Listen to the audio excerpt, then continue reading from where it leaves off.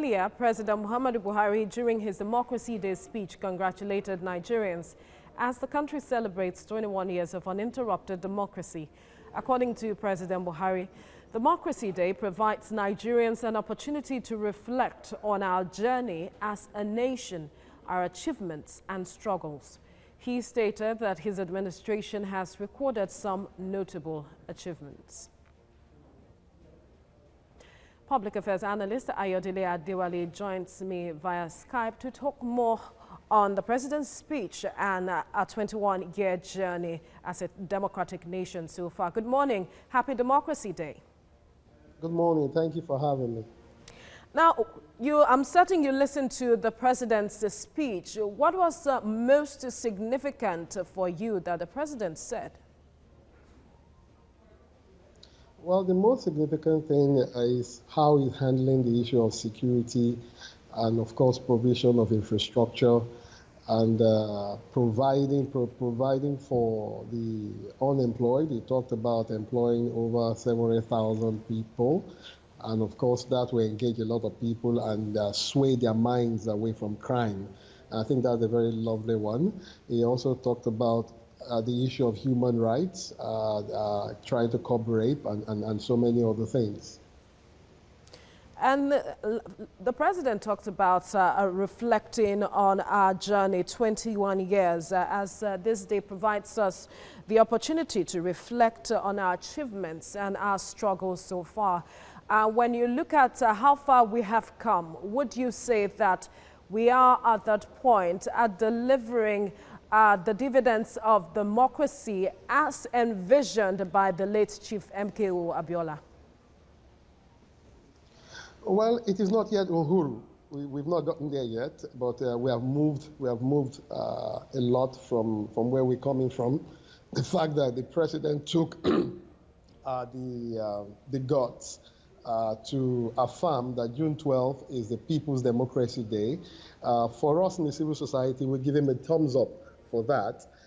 Secondly, is that we must continue to engage the political system, trying to drive in right-thinking people, people with vision, people with programs, people that can walk the talk.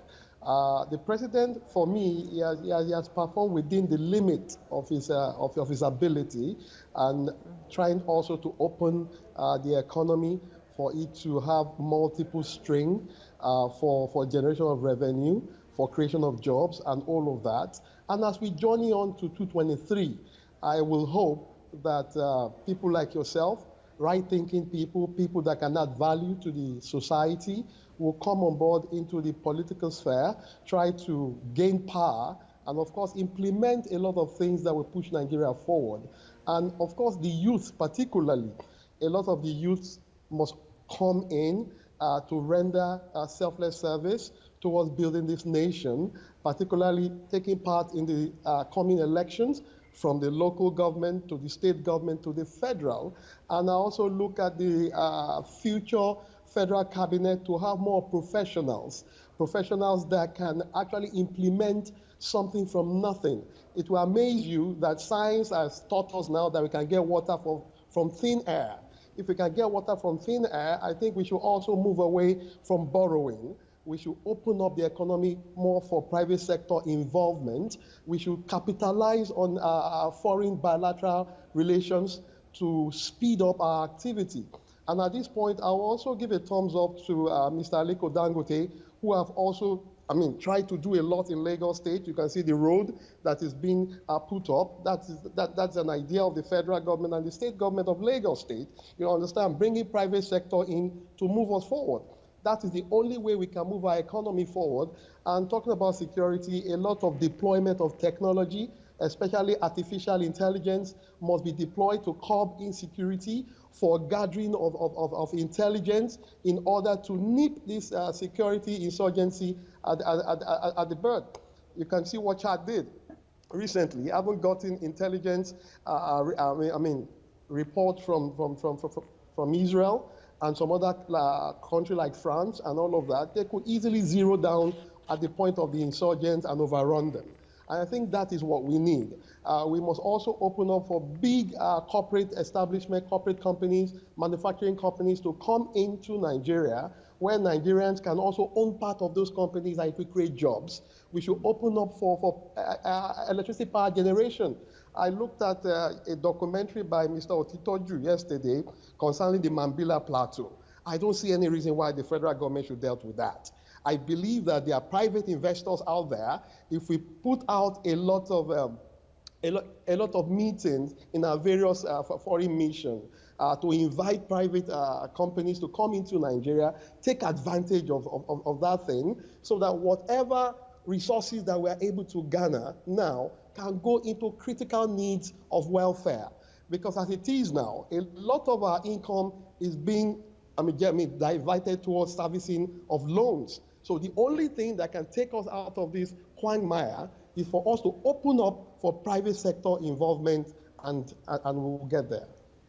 Now, the president talked about he being committed to the rule of law. So far, there has been divergent views with regards to that. I wonder what you would want to see improve moving forward, seeing we're trying to deepen entrench democracy, and also for Nigerians to benefit the dividends of democracy. The rule of law is relative. It's very relative. You can see the crisis in America right now, and that is the exporter of freedom, exporter of rights, and exporter of democratic norms. When you relate it to what is happening in Nigeria, you will see that the rule of law is a principle that must be driven by every one of us, and especially by the media. Well, we have enough laws to guarantee this, but the implementation is what matters. You can see a lot of hierarchy that is happening within the police structure. We need police reform, adequate police reform. We also need a lot of reform within our military and paramilitary sector, because these are the people that we see at the front line, and whatever thing that goes wrong in that place, it actually gives us a reversal in compliance to the rule of law. Now, every Nigerian also, especially the political class, must also understand that whenever you're carrying out your political activities, you must submit yourself to the principles and dictates of democratic ethos, which also is embedded in the rule of law. Nobody must take laws into their hands in doing anything. And this concerns also every Nigerian, you understand, in this country. It is not only for the president to make sure that he, as a person, submit himself to the rule of law, which he has done severally. You understand? Because some of us will still feel that he should have moved further than this. And I always take recourse back to when he went to the NBA, asking that they should support him for extra powers in order to curb corruption. The issue of corruption is very endemic. And I think the judiciary too must help us in speeding up a lot of judicial processes, especially when it comes to dispensing of cases and all of this. But like I've often told people, the rule of law concerns every one of us in order to make it perfect. And finally, now, some have said that where we are, where we find ourselves as a democratic nation, there is no alternative to restructuring. Is that what you see? Restructuring is a must, and we must take that very seriously. But beyond that, I am still an advocate for the convocation of a sovereign national conference. A sovereign national conference that will bring about a new constitution for Nigeria. We just have to do this. We just have to do this. And if the nation feels otherwise, then we've had a lot of constitutional programs that have happened in the past, especially the one that was piloted by Chief Anthony Enaro of blessed memories, and Professor Wale Soyinka and Dr. Becker and Som Kuti. The Pronaco draft constitution is still there. You understand? We can put it to a referendum. We can put it to a litmus test. We need a new constitution for Nigeria, even if we decide to restructure. If you don't have a people's constitution made by the people, your restructuring will amount to putting water in a basket. Ayodele Adewale, thank you so much for speaking with us.